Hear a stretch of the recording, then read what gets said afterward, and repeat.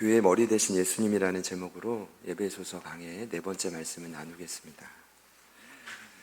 내 삶은 주의 것, 내 삶은 주의 것, 온전한 신뢰를 주께 드리네. 보이지 않아도 믿음으로 걷네. 주 영광 바라보며 주만 따르리. 내 삶은 주의 것, 내 삶은 주의 온전한 신뢰를 주님께 드립니다. 주께 드리네. 보이지 않아도 믿음으로 걷네. 주 영광 바라보며 주만 따르리. 내 삶은 주의 것이라는 찬양입니다. 이 찬양의 작곡가는 김명성 간사님이신데요. 이 찬양 외에도 저희가 재작년에 옆에 있는 트램폴린을 인수할 때 주제가처럼 불렀던 찬양이 있었습니다. 그러나 여호와는, 이런 찬양이죠. 제가 이 찬양을 정말 많이 불렀습니다. 외부에서도 복음을 전할 때 정말 많이 외쳤는데, 그 외에도 시선이라는 찬양까지 정말 소중한 찬양들을 많이 작곡해 주시고 불러주신 찬양 사역자입니다. 제가 지난주에 이 간사님의 간증 영상을 좀 이렇게 이끌리심이 있었던 것 같아요. 보게 되었는데, 결혼하고 이제 자녀를 낳고 얼마 지나지 않아 남편의 기침이 그치지 않았다는 겁니다. 그래서 큰 병원으로 갔고 남편은 불행하게도 담도암 말기 판정을 받게 되었습니다. 병원에서는 4개월을 살 수 있다라고 판정을 받았죠. 시한부 판정을 받은 겁니다. 너무나 충격을 받은 간사님은 그 병원 안에 그 TV를 보고 있던 두 자녀를 두고 밖으로 나갔다고 합니다. 어디로 가야 될지 정처 없이 길을 몰라 횡단보도 앞에 서 있는데, 그 횡단보도 앞에 서 있을 때 지난 남편과 함께 했던 짧은 시간들이 그 눈앞에서 주마등처럼 흘러갔다라고 해요. 그 남편은 기독교 음반사에서 음반을 제작하는 분이었습니다. 흘러가면서 어느 정도 시간이 지나자 하나님의 음성이 들렸다고 합니다. 이런 음성이었습니다. 내 믿음을 통해 나의 영광을 드러내리라. 내 믿음을 통해 나의 영광을 드러내리라. 너무나 이 음성이 생생해서 지금도 잊혀지지 않는다고 고백하시더라고요. 권사님은 완치 판정이라는 사인으로 받아들였답니다. 아, 우리 남편이 4개월 판정을 받았지만 완치되겠구나. 놀랍게도 4개월이 지나고 5개월이 지나고 7개월을 맞이했을 때 안타깝게도 남편은 하나님의 부르심을 받게 되었습니다. 후에 간사님은 고백하셨다고 합니다. 2016년도 39세의 주님 품에 안긴 남편의 죽음을 통해 저는 더욱 깊이 예수님을 따르게 되었습니다. 그리고 주님께서 그날 주신 음성처럼 간사님의 연약한 믿음을 통해 하나님의 영광을 본격적으로 드러내기 시작했다. 하나님의 특별한 돌봄을 경험했고 선하신 하나님의 손길을 경험하셨다고 고백하십니다. 저는 지난주 말씀을 기억하면서 이 영상의 내용이 너무나 깊이 다가왔습니다. 저희들의 삶에도 이와 같이 이해할 수 없는 고난이 찾아올 때가 있습니다. 그때 가장 필요한 것은 지난주에 나눈 바울의 기도처럼 하나님을 아는 것이라고 말씀을 나누었죠. 사랑하는 여러분, 성도에게 있어서 하나님을 아는 것은 신앙의 정수입니다. 그분을 알아야, 이 말은 곧 그분을 경험해야 믿음이 자라고 믿음이 자라야 환경을 초월할 수 있기 때문입니다. 우리의 믿음이 견고해질 때 이해할 수 없는 이 땅의 고난도 견뎌내는 것입니다. 지금 저희 공동체가 매일 묵상하고 있는 욥을 통해 저희는 분명히 깨닫습니다. 하나님은 고난을 허락하시는 분입니다. 그러나 하나님은 그 고난 가운데서 함께 하시는 분이십니다. 욥기서 3장 23절 말씀입니다. 하나님에게 둘러싸여 길이 아득한 사람에게 어찌하여 빛을 주셨는고. 고난 가운데 욥의 고백인데 이 말이 처음에 이해가 안 됐어요. 근데 이런 의미입니다. 어떤 고백이냐 하면 하나님은 믿음의 성장을 위해 인생에게 때로는 아득한 길을 허락하신다. 그럼에도 불구하고 결국 그에게 빛을 주신다는 겁니다. 이사야 45장 말씀이 떠올랐습니다. 6절과 7절입니다. 해 뜨는 곳에서든지 지는 곳에서든지 나밖에 다른 이가 없는 줄을 알게 하리라. 나는 여호와라, 다른 이가 없느니라. 나는 빛도 짓고 어둠도 창조하며 나는 평안도 짓고 환난도 창조하나니 나는 여호와라, 이 모든 일들을 행하는 자니라 하였노라. 아멘. 그리고 그분을 알아갈 때 반드시 있어지는 일이 있다고 말씀드렸습니다. 그 일은 바로 부르심의 자리에서 소망을 발견하는 일입니다. 현재 여러분의 부르심의 자리는 어디인가요? 지난주 제가 성경을 근거로 부르심은 이렇게 말씀드렸습니다. 예수를 위해 저와 여러분을 세상으로 보내신 자리입니다. 그곳에 여러분들에게는 소망이 있습니까? 그곳에서 기대함이 있으신가요? 그러니까 바울이 볼 때는 이 땅의 교회로 살아가는 성도에게 가장 필요한 기도는 물질이 아니었다고요. 자녀의 입학과 취업과 무언가 우리의 삶에 더 나은 표적이 아니라 성도를 위해 가장 필요한 기도는 그들의 마음의 눈이 밝아짐으로 삶의 소망을 회복합니다. 바울은 그 부르심의 소망이 예수를 통해서만 주어짐을 깨달았습니다. 그래서 그는 감옥에서도 절실히 외쳤던 것입니다. 주님만 붙들 수 있다면 그곳이 어디든 소망에 찬 인생으로 바뀌어진다. 여러분 믿으십니까? 네, 그럼 믿으셔야만 합니다. 이게 성경의 핵심이기 때문입니다. 자, 우리 함께 믿음으로 이렇게 한번 인사합시다. 예수님을 바라봅시다. 한 번 더요. 소망을 회복합시다. 소망을 회복합시다. 감사합니다. 금일 본문은 에베소 성도를 위한 바울의 기도의 남은 고백입니다. 그런데 이 고백을 보면 왜 예수님을 의지할 때 소망을 회복할 수 있는지를 알려줍니다. 왜 예수님이 골로새서의 말씀처럼 영광의 소망인지 그 이유를 보다 분명히 알려줍니다. 그리고 더 나아가서 교회인 저와 여러분이 왜 예수님 없이는 이 땅을 하루도 살 수 없다. 아까 세미 청년도 고백하셨지만 하루도 살 수 없다는 그 이유를 분명히 알려주고 있습니다. 바라기는 오늘 감옥에서 올려드린 성도를 위한 이 바울의 간절한 기도가 저와 여러분의 삶에 온전히 누려지기를 기도합니다. 먼저 예수님이 이 땅에서 유일한 소망이 되실 수밖에 없는 이유는 분명해요. 그것은 예수님이 부활하셨기 때문입니다.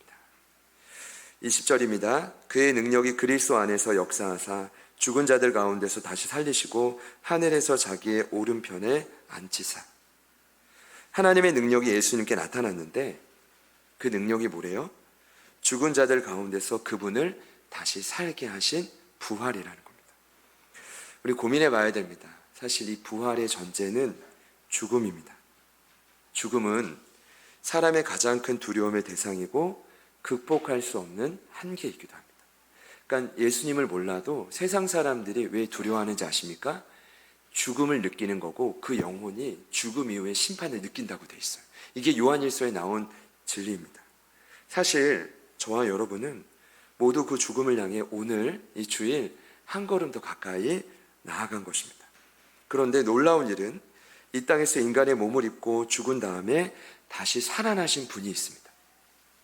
사망의 권세, 아픔의 그 모든 그 고통을 극복하신 유일한 분이 있는데 그분이 바로 예수님이십니다.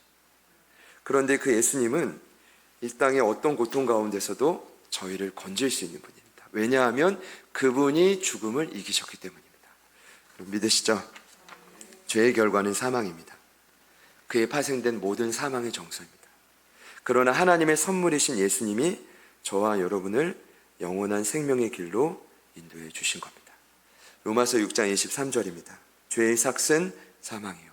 하나님의 은사는, 여기서 은사는 선물을 의미하는데, 이 선물은 그리스도 예수 우리 주 안에 있는 영생이니라.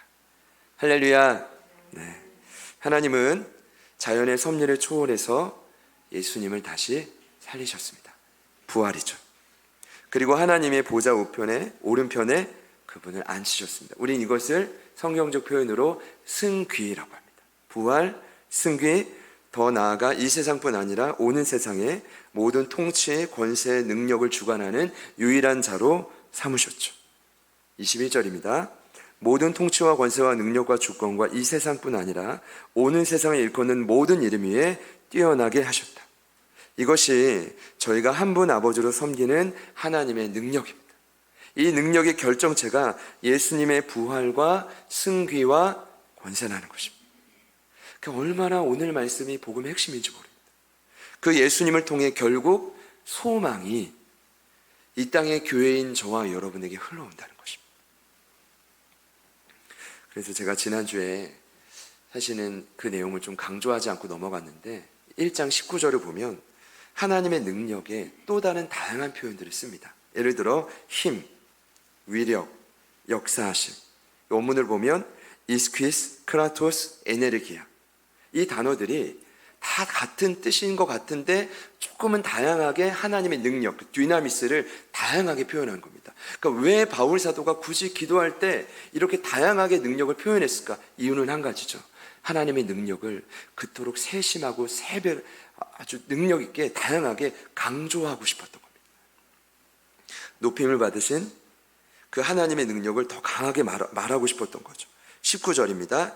그의 힘의 위력으로 역사하심을 따라 믿는 우리에게 베푸신 능력. 그러니까 여기 보면 힘, 위력, 역사하심, 능력 다 뭐예요? 같은 뜻인데 그 능력의 결정체가 전 우주를 포괄하는 최고의 권세자인 예수님께 주셨다는 겁니다. 그러니까 바로 이 때문인 거예요. 그러니까 그분이 능력 있고 최고의 권위자, 이걸 아는 것도 중요하지만 더 중요한 건 이 때문에 저와 여러분이 예수님을 의존하면 저와 여러분이 어떤 자리에서도 소망을 발견할 수 있다는 거예요. 그것 때문에 이 시간 저와 여러분에게 반드시 소망이 발견되어져야 됩니다. 그 소망이 느껴지고 잡혀지지 않는다면 죄송하지만 이 예배가 정말 예배가 제대로 드려졌는지 이제 제 책임이 제일 크겠지만 가장 안타까운 거죠. 자, 그러면 소망이 있는 분들은 그 소망이 어떻게 돼야 돼요? 더 견고해지고 커져가면 됩니다. 그런 은혜가 있으시기를 소망합니다. 오늘 제가 이 기도의 마지막 내용을 묵상하면서 더욱 감사했던 이유가 있었습니다. 그것은 우리 주님을 이 바울 사도가 반드시 의존하도록 설득하기 위해 무언가 한 가지 했다는 거죠. 여러분 보세요. 힘이 들면 진리를 아무리 전해도 예수님이 부활하셨어, 그분이 소망의 주인이야 말해도 사실은 웬만하면 들리지 않아요.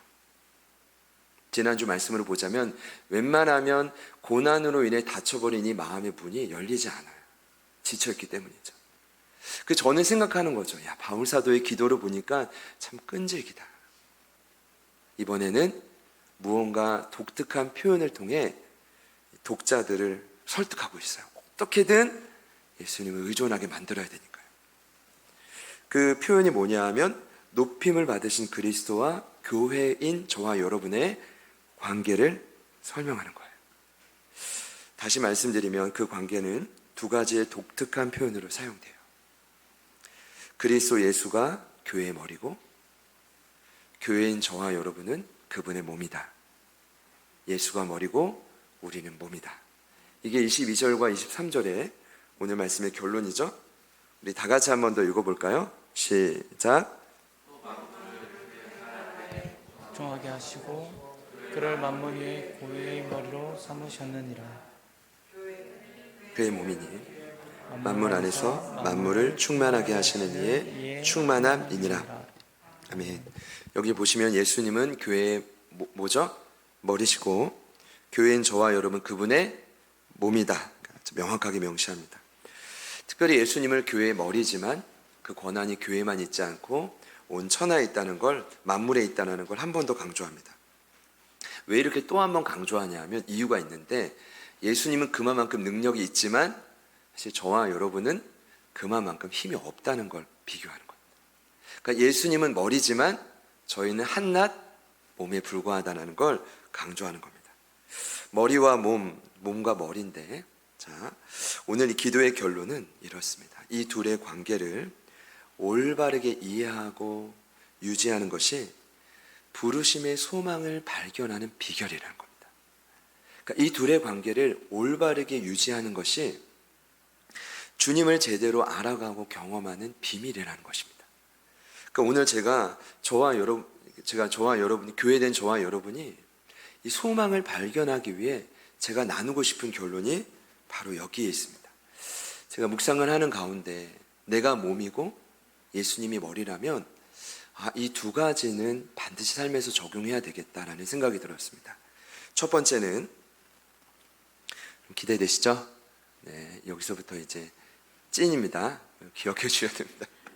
앞에 있는 내용을 다 잊어버려도 적용이 제일 중요하거든요.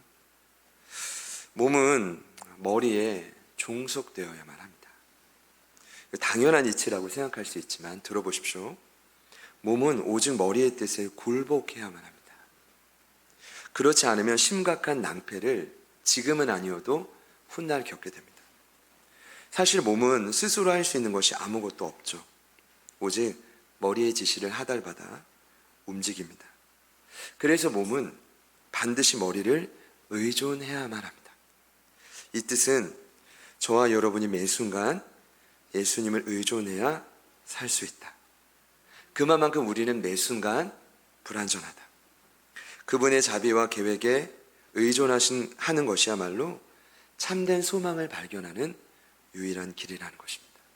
그 제가 말씀이 더 깊이 깨달아진 건, 예수님이 제자들과 헤어지기 직전에, 그 제자들은 몰라요. 예수님이 천년 만년 이곳의 왕이 될 줄 알았죠. 근데 예수님은 그 십자가에 죽으시고 승천하시거든요. 중요한 건 예수님이 그들에게 무엇라 말씀해 주셨죠? 내가 곧 길이요 진리요 생명이라고 했어요. 이 말씀을 왜 하셨을까요? 예수님은 아시는 거죠. 앞으로 제자들이 믿음이 성장하기 위해서는 이해할 수 없는 고난이 찾아올 텐데, 그때 우리 사랑하는 제자들이 배신하고 나를 떠나고 또 두려워하고 문을 꽁꽁 닫고 숨어 있을 것을 예수님은 미리 아셨다고요. 그래서 미리 알려준 거죠. 아무리 그의 삶이 어려워지고 힘이 들어도, 고난이 찾아와도 길이신 예수님을 의존하면 소망을 누릴 수 있다는 거예요. 다시 말씀드리죠. 제자들이 아무리 주님을 떠나도 결국 성령님을 통해 그들의 마음의 눈이 다시 밝아지고 예수님을 의존하면 다시금 소망을 누리는 삶이 된다는 거예요. 그래서 예수님이 강조하신 겁니다. 혹시 이 시간 예배하는 분들 중에 낯설고 새로운 환경에 두려워하시는 분이 계십니까? 혹시 또 오래되거나 갑작스러운 질병으로 낙심한 분들이 계신가요? 감당해야 될 삶의 무게로 짓눌린 분이 계십니까? 혹여나 연이은 실패와 실수로 무력해진 분이 계시다면 저는 바로 지금이 저와 여러분의 마음 눈을 열어서 예수님을 의존할 때임을 믿습니다. 여러분, 그 시기를 놓치지 마시기를 축복합니다. 네. 교회인 저희들이 예수님의 몸이라 했을 때 지켜야 될 원칙 두 번째가 있습니다. 그것은 몸은 머리를 의존할 뿐 아니라 서로를 의존해야 된다는 겁니다. 얼마 전 10월 월상 예배 때 제가 욥기서 1장 말씀을 나누며 사람은 신뢰의 대상이 아니다. 오직 하나님만 신뢰해야 된다. 이렇게 나누었던 그때 모습이 생각났습니다. 저는 지금도 그 생각에는 변함이 없습니다. 그것이 성경적 가치관이라고 저는 믿습니다. 그런데 여러분, 실수하는 경우가 있습니다. 성경을 통합적으로 자세히 보면 사람은 비록 신뢰의 대상은 아니지만 의존의 대상은 되어야 된다고 말씀하고 있습니다. 이게 어떤 의미냐면요, 잘 구분해야 되는데, 그러니까 오늘 같을 때 참 비유가 쉬울 것 같아요. 몸의 지체인 저희들이 사실은 독단적으로 움직일 수 없다라는 말입니다. 아무리 머리의 지령을 저희가 받아 움직여도 몸은 함께 있어야 몸입니다. 또 함께 움직여야 정상이 됩니다. 때론 손이 머리가 그렇게 지령을 내리지 않았는데 갑작스러운 실수로 다쳐요. 그럼 이 손 때문에 머리와 온 몸이 아플 수 있습니다. 그래도 몸은 함께 가야 됩니다. 손과 발이, 가슴과 다리가, 또 뇌와 심장이 떨어져 있다면 이건 사람이 아니라 뭡니까? 괴물입니다. 제가 고민을 많이 해봤는데 괴물이란 표현 말고 뭐 딱히 표현할 말이 없더라고요. 인간이 아닌 거죠. 저희가 새가족관 4주차 되면 그 교육할 때 교회 생활을 가르칩니다. 그때 나오는 핵심 구절이 오늘 에베소서 1장 22절과 23절입니다. 그때 꼭 이 말씀을 소개하고 교회는 영적인 가족입니다를 말하고 교회는 주님의 몸입니다라를 말하고 양육받는 분들에게 여쭤봅니다. 성도님은 몸의 지체 중 어느 지체를 감당하기 원하십니까? 그때 정말 다양한 답변들이 많이 나오는데 오늘 새가족반을 수료하고 소감문을 멋지게 발표한 우리 세매 청년은 제가 종범 목사님이 올리신 카페 글을 보고 눈을 의심했어요. 뭐지? 진심인가? 했는데 발가락이라고 하셨어요. 발가락. 그래서 저는 이제 작업치료사라 조금 더 이렇게 세밀하구나. 제가 이번에 확실히 알았는데 물리치료사는 병원을 나가게 해주는 게 물리치료사 사명이고, 혹시 물리치료사가 오늘 예배한다면 이해하고 들으십시오. 작업치료사는 병원을 나가게 할 뿐 아니라 일상생활의 모든 걸 회복시키는 게 작업치료사. 이해가 팍 되시죠? 전문가입니다. 근데 발가락이라고 쓴 이유는 중심을 잡는데 꼭 필요한 지체가 되고 싶다라고 한 거예요. 그럼 너무 멋지죠? 아마 지금 온라인으로 예배하실 텐데 얼마 전에 박인덕 성도님은 저도 귀를 의심했는데 브레인이 되고 싶다고 하시는 거예요. 그래서 내가 브레인인데? 이런 생각 들고 물론 저는 이제 눈이라고 알아 하지만 브레인이라고 하시면 처음이어가지고, 근데 생활적 교육을 마치고 양육반을 하다 보니까 진짜 이분이 브레인인 거예요. 독서 광이시고 얼마나 성경 배우는 거를 즐겨 하시는지 몰라요. 너무 행복해하는 걸 아니라고 말하지만 행복한 게 느껴져요. 박인덕 성도님, 네. 너무 기대합니다. 그러니까 브레인이시고, 그리고 그 전에 얼마 전에 우리 팀으로 새가족을 할 때 이상복 안수 집사님은 첫 질문을 드리고 이 질문을 드리고 답변을 들었을 때 귀를 의심했어요. 이렇게 답변하셨어요. 목사님, 어떤 지체도 하고 싶지 않습니다. 근데 이게 심각한 게 아니라 그 대답을 듣고 함께 있는 분들이 칼칼칼 웃으셨어요. 저도 덩달아 웃었어요. 당황스럽지만. 근데 다시 질문을 드렸을 때 이렇게 답변하셨죠. 어떤 지체도 맡겨주시면 다 하겠다는 의미였습니다. 할렐루야. 너무 감동을 한 거예요. 야, 우리 성도분들의 마음의 밭이 이렇게 준비되어 있구나. 어떤 분은 헛바라고 하셨고요. 어떤 분은 갈비뼈라고 하셨어요. 어떤 분은 두 발, 또 손, 심장, 다양했어요. 좀 중요한 건 여러분이 제자들교회 가족이 된 그 순간부터 우리는 이미 서로 책임져야 될 지체가 됐다는 겁니다. 확실한 건 하나님이 지으신 이 몸의 일부 중 하나라도 사라진다면 몸은 흘러갈 수 있지만 그 하나의 지체로 인해 온 몸은 고장나게 되는 것이죠. 물론 저희도 고장난 부분이 많을 겁니다. 저부터가 고장나 있기 때문이에요. 각각의 지체인 저희들은 부족함이 많습니다. 그렇기 때문에 어떻게 해야 되죠? 서로를 의존해야 되는 거죠. 설교 초반에 나누었던 간사님, 남편과의 사별 이후에 교회의 진면목을 발견했대요. 청년들이 와서 두 자녀를 계속 키워주고 사역이 있을 때는 같이 또 동행해주고 집사님이, 권사님이, 여러 성도님들이 함께 해주는데 정말 남편이 생각날 때마다 울음을 멈출 수 없었대요. 그때마다 함께하는 이 몸인 지체들이 삶의 버팀목이 되어줬다고 고백하셨어요.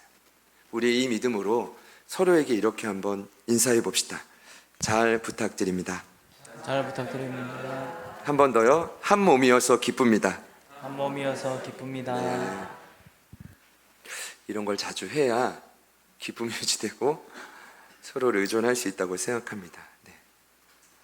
바울은 갈라디아 교회 성도들에게 제발 무거운 짐을 이제는 나누어지라고, 서로 의존하라고 부탁하죠.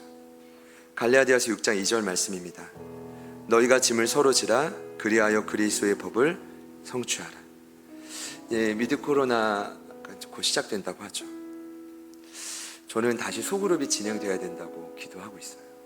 왜냐하면 서로 짐을 져야 되는데 일단 서로를 알아야 되거든요. 비록 이 건물 내에서 식사를 못 하더라도 밖에서는 할 수 있거든요. 어떻게든 우리가 마음이 있다면 모일 수 있거든요. 짧은 시간이라도 함께 모여서 나눔을 하는 거죠. 그 일을 위해서 또 온 성도가 함께할 넓은 예배당이 또 필요한 거죠. 최소한의 예배당이 필요한 거죠. 예수님은 제자들에게도 끝까지 서로 사랑하라고 하셨어요. 근데 모이면 갈등하고 모이면 다투었기 때문이에요. 12명밖에 안 되는데.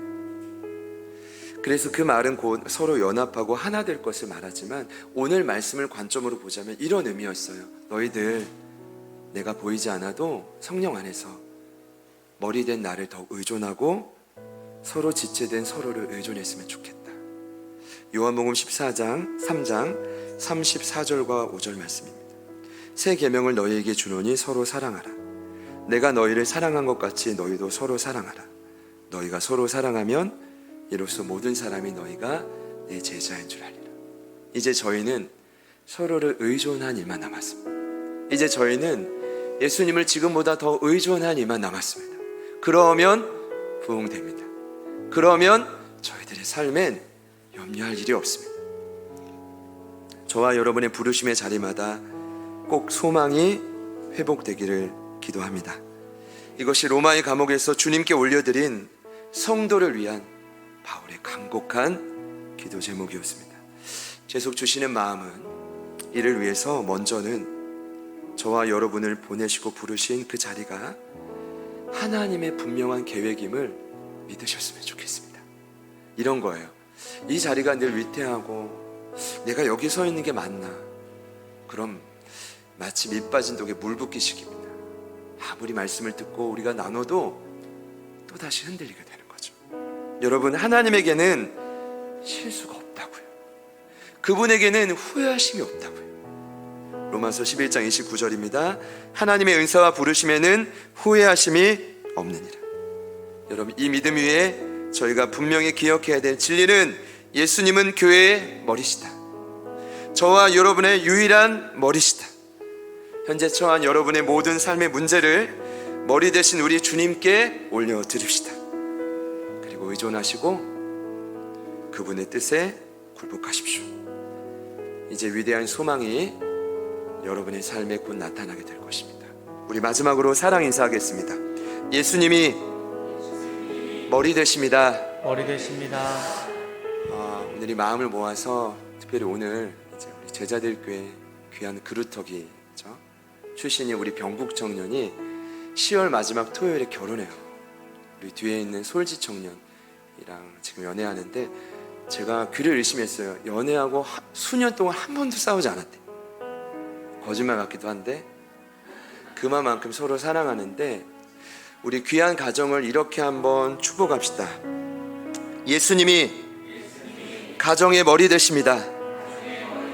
이 사실만 기억한다면 언제나 소망이 가정에 넘쳐나겠죠. 우리 같이 한번 이 믿음으로 우리 마지막 찬양하시고 기도하기 원합니다.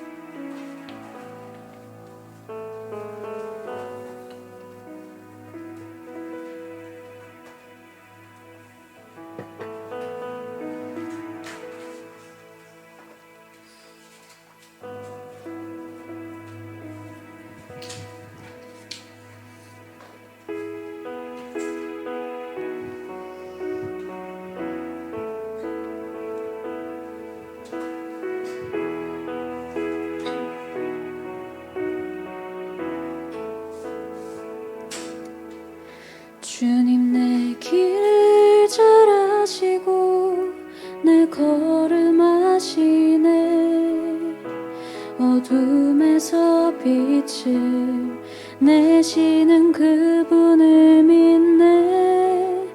무엇으로 주를 섬길지 어디로 가야 할지 헤매이는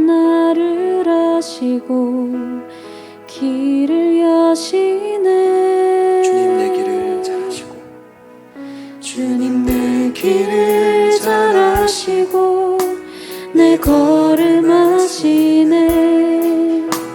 어둠에서 빛을 내시는 그분을 믿네.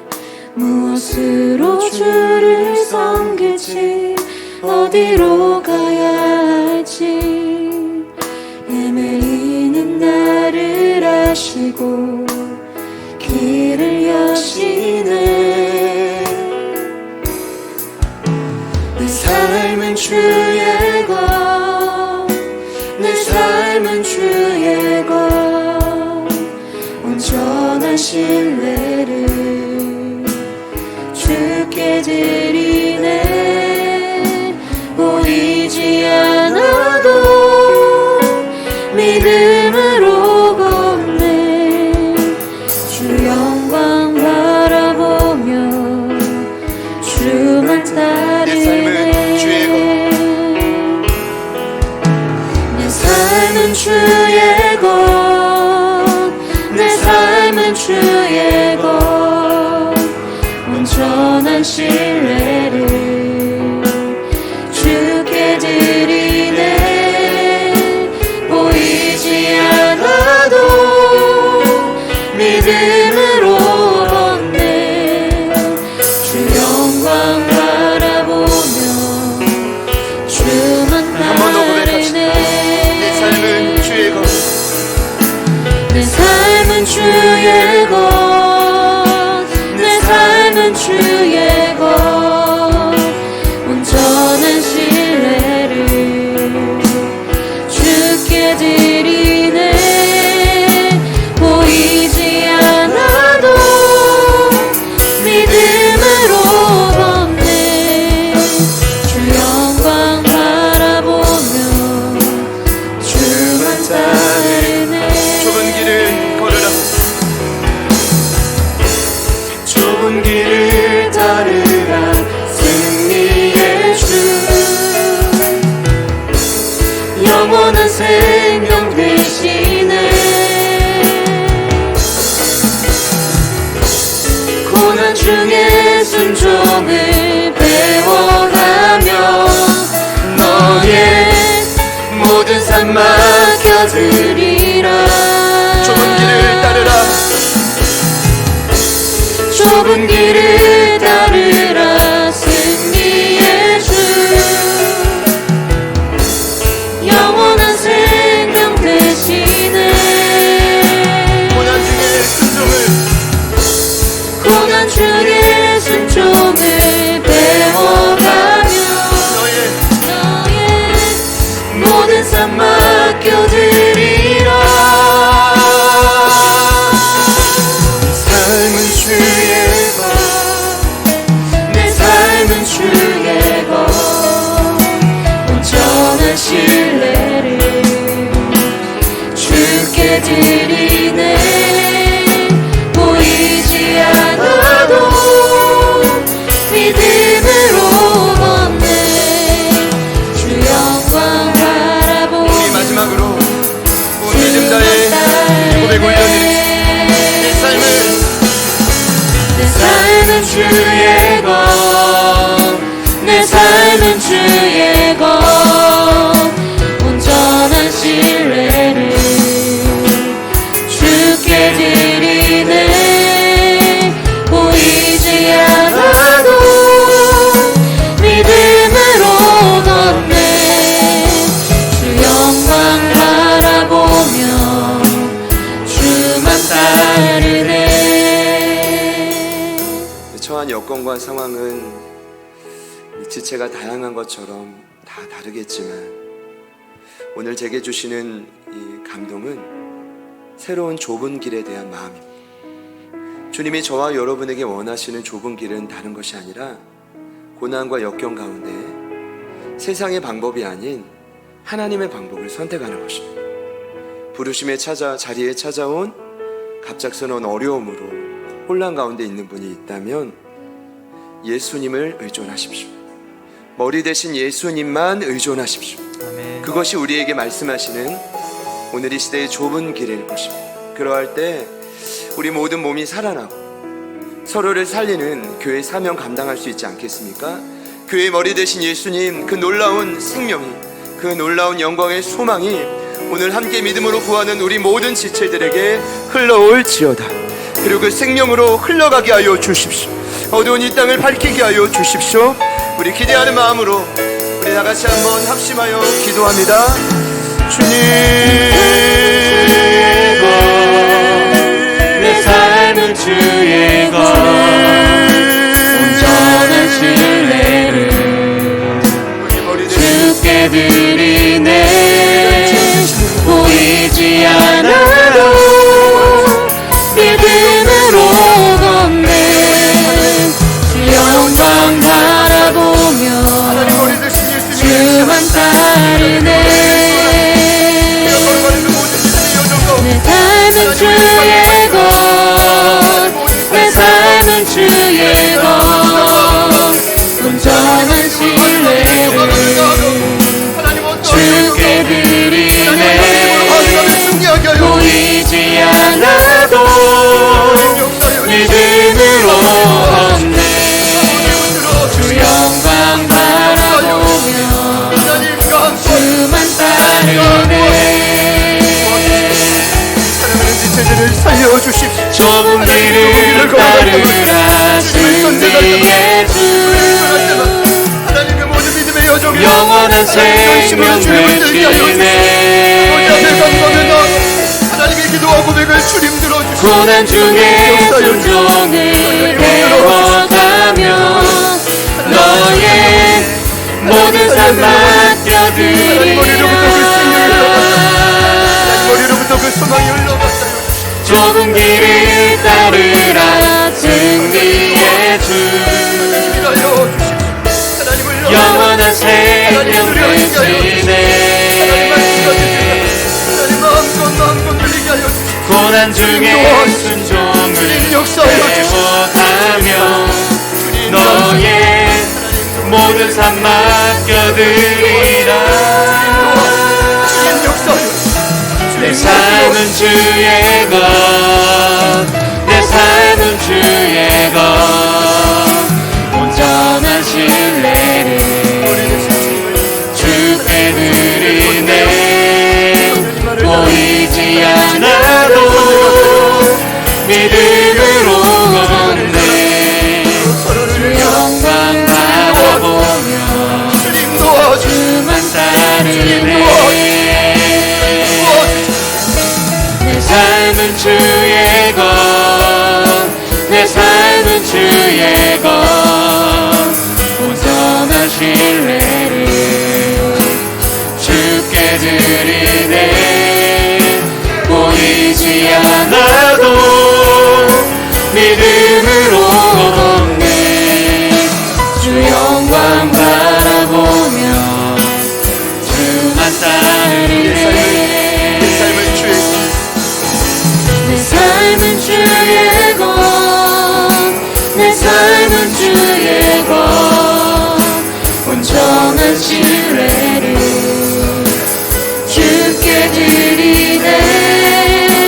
보이지 않아도 믿음으로 걷네. 주 영광 바라보며 주만 따르네. 내 삶은 주의 것, 내 삶은 주의 것, 온전한 신뢰를 주께 드리네. 보이지 않아도 믿음으로 걷네. 주 영광 바라보며 우리의 고백을 주만 주님께, 따르네. 머리 대신 주님께 올려드립시다. 내 삶은 주의 것, 내 삶은 주의 것, 온전한 신뢰를 주께 드리네. 보이지 않아도 믿음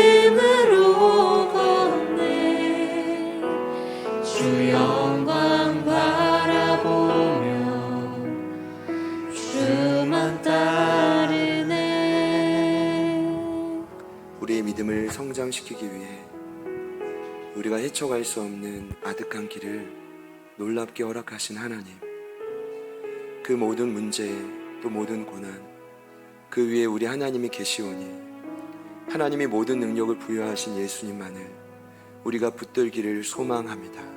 때론 욥과 같이 이해할 수 없는 고난에 처한 분이 있다면, 때론 다양한 어려움으로 낙심한 분이 있다면, 그리고 헤쳐가야 될 수많은 짐이 있는 분이 있다면, 오늘 우리의 유일한 머리 대신 예수님만을 의존하게 하여 주십시오.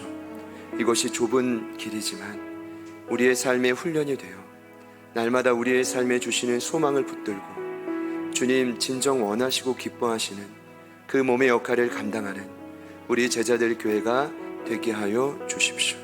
정확히 20일 이후에 아름다운 가정을 이루고 새로운 출발을 믿음으로 외칠 우리 병국 청년과 솔지 자매 귀한 가정 위에 주님 부르시는 그 날까지 주님 한 분만 머리 되어 주시옵소서.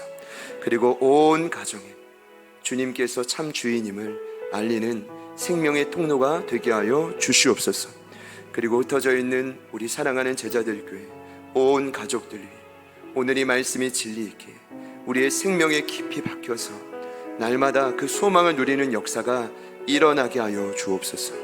이제는 우리 구주 예수 그리스도의 은혜와 하나님 아버지의 변함없는 신실하신 사랑하심과 성령님의 내주 충만 교통 위로하심의 역사가 나는 몸입니다.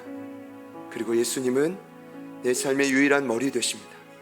믿음으로 다시 한번 그 관계를 인정하고 고백하며 나아가는 오늘 이부 예배에 참여하신 모든 가족들 머리 위에 흩어져 있는 모든 우리 성도들 삶의 터전 위에 그리고 저희들을 통해 복음을 듣고 사랑을 경험하여 주께로 돌아오게 될 수많은 영혼들 그 삶의 지경 위에 지금부터 영원토록 함께 하시기를 간절히 축원하옵나이다. 아멘.